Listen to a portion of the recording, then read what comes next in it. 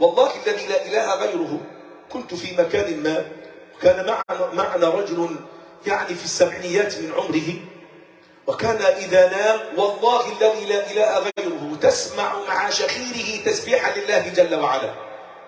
والله تسمع صوت الشخير يعني في قمة النوم، في أعماق نومه، لكنه فجأة تسمع سبحان الله والحمد لله ولا إله إلا الله والله أكبر. هذا من ماذا؟ من ماذا هذا؟ هو أصبح هذا ديدانه. هل تستطيع أن تفعل؟ هل تريد؟ أنا أسألك هل تريد؟ إذا أجبت نعم أقول لك عود لسانك على هذا. خليك وانت قاعد كده التلفون المسبحة اللي في إيدك سبحان الله والحمد لله ولا إله إلا الله والله أكبر، استغفر الله، لا حول ولا قوة إلا بالله، إنا لله وإنا إليه راجعون.